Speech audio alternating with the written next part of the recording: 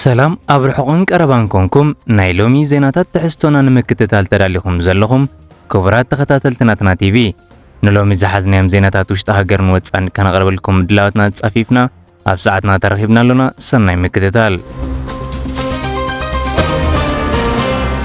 በቐንዲ ነጥብታት ዜና ምስ ንጅምር ኒውዮርክ ኣፍሪቃ ድሕሪ ሕጂ ናይ ግዳም ተበለፅቲ ሜዳ ከም ዘይኮነትን ንሕና ናይ መጻኢና ቀረፅቲ በዓልና ኢና ክትብል አምባሳደር ወይዘሮ ሶፊያ ገሊጻ።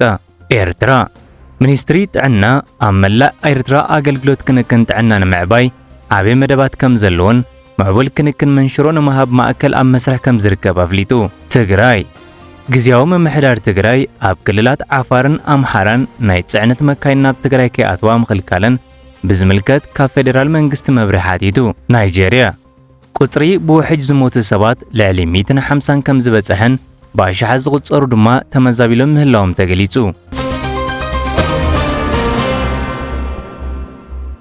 ኒውዮርክ ኣፍሪቃ ድሕሪ ሕጂ ናይ ግዳም ተበለፅቲ ሜዳ ከም ዘይኮነትን ንሕና ናይ መጻኢና ቀረፅቲ በዓልና ኢና ክትብል ኣምባሳደር ወይዘሮ ሶፊያ ገሊጻ። ኣባል ፈጻሚት ቦርድ ዩኒሴፍን ቋሚት ኣምባሳደር ኤርትራ ኣብ ሕቡራት ሃገራት ኣምባሳደር ወይዘሮ ሶፊያ ተስፋ ማርያም ኣብቲ ብስም ኤርትራ ኣብ ቤት ጽሕፈት ሕቡራት ሃገራት ዝተኻየደ ናይ ኣፍሪቃ ተኸታታሊ ዘተ ኣፍሪቃ ድሕሪ ሕጂ ናይ ግዳም ተበለፅቲ ሜዳ ከም ዘይኮነትን ንሕና ናይ መጻኢና ቀረፅቲ በዓልና ኢና ክትብል ምግላጻ ወግዓዊ ጸብጻብ ቋሚ ተልእኾ ኤርትራ ኣብ ሕቡራት ሃገራት ኣብ ኒውዮርክ ኣብ ናይ ኤክስ ገጹ ኣብ ዘስፈሮ ጽሑፍ ገሊጹ። ኣምባሳደር ወይዘሮ ሶፊያ ብተወሳኺ ሕሉፍ ጽላል ታሪኽና ነኽብር ኢና ግን ዝያዳ ፍትሓዊ መጻኢን ምህናጽ ኣብኡ ከይንነብር ክትብል ኣምባሳደር ወይዘሮ ሶፊያ ኣብቲ ብዓርቢ 30 ግንቦት ዝተኻየደ ላዕለዋይ ደረጃ ዘለዎ ዝርብ ፖሊሲ ኣብ ተኸታታሊ ዘተ ኣፍሪቃ ዝብል መድረኽ እያ ኣተሓሳሲባ። እዚ ከምዚ ኢሉ እንከሎ ፕሬዚደንት መበል 79 ኣኼባ ሓፈሻዊ ባይቶ ሕቡራት ሃገራት ፊልሞን ያንግ ምስ ኣምባሳደር ወይዘሮ ሶፊያ ምርኻቡ ሕጉስ ምዃኑ ብምግላጽ ምስ ወይዘሮ ሶፊያ ብዛዕባ ኣገዳስነት ቻርተር ሕቡራት ሃገራትን ከምኡውን ነባሪ ውርሻ መትከላቱን ኣልዒሎም ከም ዝተዘራረቡ ብወገኑ ኣብ ናይ ኤክስ ገጹ ኣብ ዘስፈረ ጽሑፍ ገሊጹ። ብተወሳኺ ኣብ ኣፍሪቃ ብዛዕባ ዝግበር ተበግሶታት ሰላምን ልምዓትን ናይ ኤርትራ ኣብ ብዙሕነታዊ መድረኻት ዘለዋ ንጡፍ ተሳትፎ ንጽቡቕ ህይወት ማሕበረሰብ ብዓለም ደረጃ ንምድንፋዕ ዘለዋ ተወፋይነት ዘነጸርን እዩ ክብል ገሊጹ። ላዕለዋይ ደረጃ ፖሊሲ ዘተ ወይ HLPD ናይ ኣፍሪቃ ተኸታታሊ ዘተ ወይ ADS 2025 ፍትሒ ንኣፍሪቃውያንን ኣፍሪቃዊ መበቀል ዘለዎ ማህዛብን ብካሕሳ ኣብ ትሕቲ ዝብል ቴማ ንፋይናንሳዊ ከባብያውን ቁጠባውን ማሕበራውን ፍትሒ ዘዕብዩ ተበግሶታት ንምዕባይ ፖሊሲታት ከቕርቡ ንምንጥባቕ እዩ ተኻይዱ። እቲ ናይ ሓደ መዓልቲ ክፉት ናይ ዘተ መድረኽ ኣብ ዋና ቤት ጽሕፈት ሕቡራት ሃገራት ዝኾነት ኒውዮርክ ንኹሎም ሓንጸጽቲ ፖሊሲ ሲቪላዊ ማሕበራት ምሁራትን መራኸቢ ብዙሃንን ዘጠቓልል ክፉት መድረኽ ከም ዝተኻየደ እቲ ውድብ ዝገልጽ። ኤርትራ ሚኒስትሪ ጥዕና ኣብ መላእ ኤርትራ ኣገልግሎት ክንክን ጥዕና ንምዕባይ ዓብዪ መደባት ከም ዘለዎን ምዕቡል ክንክን መንሽሮ ንምሃብ ማእከል ኣብ መስርሕ ከም ዝርከብ ኣፍሊጡ። ብምኽንያት መበል 34 ዓመት በዓል ናጽነት ብዝተኣሳሰር ሚኒስትሪ ጥዕና ድሕሪ ናጽነት ኣብ ዝሓለፉ ዓመታት ኣብ ጽላት ጥዕና ዓበይቲ ስትራቴጂካዊ ዓወታት ከም ዘመዝገበ ምግላጹ ዝዝከር ኮይኑ ኣብ መላእ ኤርትራ ኣገልግሎት ክንክን ጥዕና ንምዕባይ ዓብዪ መደባት ከም ዘለዎ ኣፍሊጡ። ዋና ዳይሬክተር ህዝባዊ ጥዕና እቲ ሚኒስትሪ ዶክተር ዓንደ ብርሃን መንግስቲ ንኣገልግሎት ክንክን ጥዕና ብብዝሒ ድጎማ ከም ዝገበረን ዝርግሐ ሕማማት ኣብ ምቁጽጻር ርኡይ ጻዕርታት ከም ዝገበረን ብምጥቃስ ኣብ መጻኢ ዝግበሩ ኣገደስቲ ተበግሶታት ቀጻሊ ምስፋሕን ምዕባይን ኣገልግሎት ጥዕና ዘጠቓልሉ ኮይኖም ንኽልቲኡ ቀረባትን ጽሬት ክንክን ጥዕናን ኩሎም ዜጋታት ንምምሕያሽ ዝዓለሙ ምዃኑ ገሊጹ። ዶክተር ዓንደ ብርሃን ብተወሳኺ መንግስቲ ኤርትራ ንኹሉ ዜጋ ጽፉፍ ኣገልግሎት ጥዕናን ምርግጋጽን ዘላቒ ሸቶታት ልምዓት ንምዕዋትን ዝዓለመ ስትራቴጂካዊ ፖሊሲ 2022 ክሳብ 2026 የተግብር ከም ዘሎ ብምግላጽ ሓደ ዓብዪ ስትራቴጂካዊ መደብ ኣብ ሓያሎ ኣገደስቲ ከባቢታት ማለት ኣብ ሃይኮታ፣ ዕላብርዕድ፣ ሓጋዝ፣ ዓዲ ቴክሌዛን፣ ድበርዋ፣ ሰገነይቲ፣ ዓረዛ፣ ጻዕዳ ክርስቲያን፣ ሰረጀቓ፣ ፎሮ ዝርከባ ማእከላት ጥዕና ናብ ከምዋዊ ሆስፒታላት ምዕባይ መደብ ተታሒዙ ከም ዘለዎን ሓቢሩ። ንሱ ዝስጉምቲ እዚ ዓቕሚ ኣካላት ክንክን ጥዕና ዝተፈላለየ ከባቢታት ብዓብዪ ክዕቢ ምዃኑ ገሊጹ።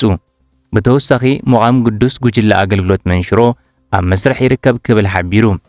እዚ መሳለጥያ ንሰፊሕ ዕቤት ዝተዳለወ ኮይኑ معبول ክንክን መንሽሮ ንምሃብ ዘድሊ ጸጋታት ሙሉእ ዕድቂ ክህልዎ እዩ ክብል ገሊጹ። ትግራይ ግዚያዊ ምምሕዳር ትግራይ ኣብ ክልላት ዓፋርን ኣምሓራን ናይ ጽዕነት መካይን ናብ ትግራይ ከይኣትዋ ምኽልካለን ብዝምልከት ካብ ፌደራል መንግስቲ መብርሂ ሓቲቱ። ግዚያዊ ምምሕዳር ትግራይ ናብ ክልሉ ዝተፈላለዩ ጽዕነት ዘጓዓዛ ናይ ጽዕነት መካይን ኣብ ክልላት ዓፋርን ኣምሓራን ኣብ ዝርከቡ መፈተሺ ነቑጣታት ብዘይ መብርሂ ደው ብምባለን ካብ ፌደራል መንግስቲ መብርሂ ምሕታቱ ተገሊጹ። እቲ ምምሕዳር ናብ ሚኒስትሪ ንግድን ዞባዊ ውህደትን ካሳሁን ጎፈ ኣብ ዝለኣኸ ደብዳቤ ናይቲ ክልል ትካል ንግድን ሰነዳትን ከም ዝገለጾ በመስመር ዓፋር ኣቢለን ናብ ትግራይ ኣቑሑት ዘጓዓዛ ናይ ጽዕነት መካይን ካብ 26 ግንቦት 2025 ጀሚረን ኣብ መፈተሺ ነቑጣ ሰዶ ናብ ትግራይ ከይከዳ ተኸልኪለን ምህላወን ካብ ዝተፈላለዩ ምንጭታት ምፍላጡ ሓቢሩ። እቲ ትካል እተን ናይ ጽዕነት መካይን ንምንታይ ከም ዝተኸልከላ መብርሂ ይደሊ ከም ዘሎ ብምግላጽ እቲ ሚኒስትሪ ነቲ ጉዳይ ንምፍታሕ ግቡእ ስጉምቲ ክወስዳ ተሓሳሲቡ። ቴሌቪዥን ትግራይ ከም ዝሓበሮ ካብ ዝተፈላለዩ ከባቢታት ኢትዮጵያን ጅቡትን ኣቑሑት ዘጓዓዛ ንኣሽቱን ዓበይትን ናይ ጽዕነት መካይን ኣብ መላእ ክልላት ዓፋርን ኣምሓራን ኣብ 3 ቦታታት ተዓጽየን ከም ዘሎ ሓቢሩ። እቲ ደው ዝበላሉ ነቑጣ ብመስመር ዓፋር ናብ መቐለ ዝኸይድ ናይ ጽዕነት መካይን ኣብ ሰዶ ሜዳ ደው ኢለን ከም ዘለዋን ኣብቲ ጸብጻብ ዝቐረበሉ መዓልቲ እውን ንመራሕቲ መካይን ወይ ንኹባንያታት ዝኾነ መፍትሒ ከም ዘይተዋህበ ክብል ገሊጹ። እቲ ጸብጻብ ብተወሳኺ ምኽንያት እቲ እገዳ እንታይ ምዃኑ እንኳን እንተዘይገለጸ እተን መካይን ብሕጋዊ መንገዲ ሰርሓ ከም ዘለዋ ዘረጋግጽ ሰነድ ኣለዎን ክብል ሓቢሩ። እቲ ጸብጻብ ቢቢሲ ቃለ ምሕተት ዝገበረሎም መራሕቲ መካይንን ብተመሳሳሊ ብሰንበት 24 ግንቦት 2025 ደው ከም ዝበለ ሓቢሮም ክብል ጠቒሱ። ሓደ መራሒ መኪና ተዓጊትና ኣለና ክትሓልፉ ኣይትኽእሉን ኢኹም ተባሂልና ከም ዝበለን ምኽንያት ምስ ተሓተተ ድማ ካብ ላዕሊ ተኣዚዝና ዝብል መልሲ ከም ዝረኸበ ገሊጹ። ብዘይካ መስመር ዓፋር ኣብ ክልል ኣምሓራ ብወልድያ ኣቢለን ናብ መቐለ ዝወስድ ጽርግያ ዝጥቀማ ናይ ጽዕነት መካይን ብተመሳሳሊ ደው ከም ዝበላ ቢቢሲ ኣብ ጸብጻቡ ምጥቃሱ እቲ ጸብጻብ ገሊጹ። ናይጄርያ ቁጥሪ ብውሕጅ ዝሞቱ ሰባት ልዕሊ 150 ከም ዝበጽሐን ብኣሽሓት ዝቝጸሩ ድማ ተመዛቢሎም ምህላዎም ተገሊጹ። ኣብዚ ሰሙን ዕለቕለቕ ንገለ ክፋል ማእከላይ ናይጄርያ እንድሕሪ ምዕናው ልዕሊ 150 ሰባት ክሞቱ እንከለዉ ብኣሽሓት ዝቝጸሩ ድማ ተመዛቢሎም ምህላዎም ሰመዚ ናይቲ ሃገር ገሊጾም ክብል ኣልጀዚራ ሓቢሩ። እቲ ዕለቕለቕ ኣብ ዞባ ኒጀር ኣብ እትርከብ ገጠር ከተማ ሞኮዋ ድሕሪ ዘጋጠመ ብርቱዕ ዝናብ ብረቡዕ ኣጋምሸት 28 ግንቦት ጀሚሩ ክሳብ ሐሙስ ዝቐጸለ ምዃኑ እዩ ዝግለጽ። ካብ ከተማ ሞኮዋ ኣስታት 10 ኪሎ ሜትር ርሒቑ ዝርከብ ተወሳኺ ሬሳታት ድሕሪ ምርካቡ ቁጥሪ ዝሞቱ ናብ 151 ክብ ከም ዝበለ ወሃቢ ቃል ትካል ምሕደራ ህጹጽ ግዜ መንግስቲ ኒጀር ኢብራሂም ኣውዱ ሁሴን ቀዳም 31 ግንቦት ኣብ ዝሃቦ ሓበሬታ ገሊጹ ክብል እቲ ጸብጻብ የረድእ።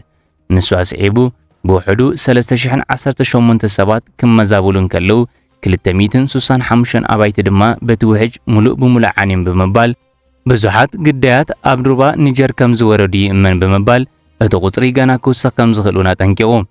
ፕሬዚደንት ናይጄርያ ቦላ ቲኑቡ ንስድራ ግዳያት ጽንዓት ይሃብኩም ብምባል ዝተሰምዖ ሓዘን ብምግላጽ ብደገፍ ሓይልታት ጸጥታ ናይጄርያ ስርሒታት ምድላይን መድሓንን ይቕጽል ከም ዘለውን ሓቢሩ። እቲ ፕሬዚደንት እቲ ሃገር ኣብ ማሕበራዊ መራኸቢታት ኣብ ዝዘርግሖ ጽሑፍ ናይ ረድኤት ናውትን ግዜያዊ መዕቆቢ ሓገዝም ብዘይ ዋዕል ሕደር ይወሃብ ኣሎ ክብል ጽሒፉ።